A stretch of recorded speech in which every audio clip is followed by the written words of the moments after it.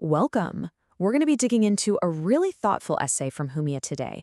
It's all about this huge question of where AI is actually taking us. Right, and what stood out to me is how it's not really just another article about the tech itself. It's so focused on the human choices we're facing because of it. Exactly. And the essay sets that stage right from the very beginning. It says AI is no longer a future concept, it's a present force. It really grounds this whole thing in the here and now. Yeah, so it starts by acknowledging the public conversation, which, let's be honest, tends to swing between two pretty extreme visions of the future. So on one side, you have that dystopian trajectory, massive job loss, surveillance, this feeling of losing our own agency. And then on the other side, you've got this utopian dream. An end to scarcity, no one has to work, and we can all just focus on meaning and creativity. The essay's point is that both of these futures contain real elements of truth. They're both possible. And that leads right to the core message of the whole piece. The AI doesn't pick a future. We do. The technology, fundamentally, is a tool.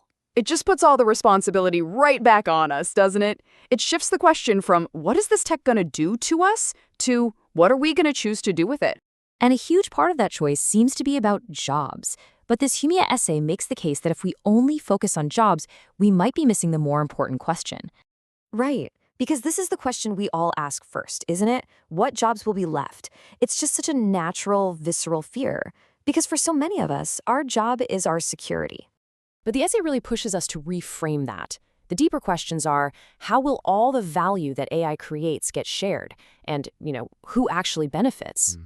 That is such a critical shift, because if these systems can create just incredible amounts of wealth with very little human labor, then the core issue really becomes about distribution, not just about employment.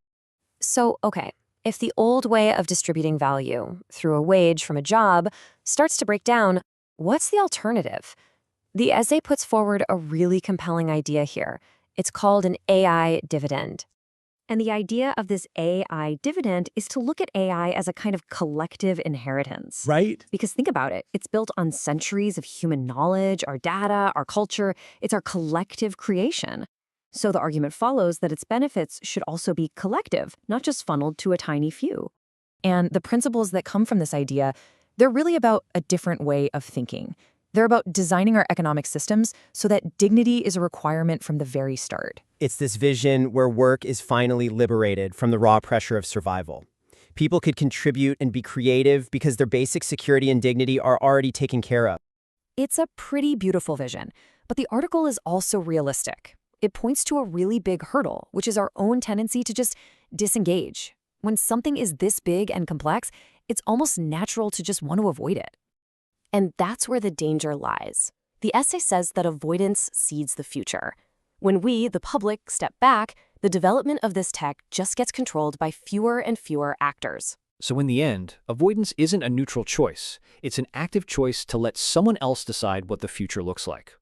The alternative, then, is what the article calls ethical participation. It means we have to actually learn about how these systems work. We have to demand transparency. And it's also about proactively supporting the models that are being built for the public good, making sure human values like dignity are baked into the design from day one, not treated like an afterthought. Which really brings everything full circle back to the central idea of the essay. This is our choice. We are designing our path forward right now with every decision we make or don't make.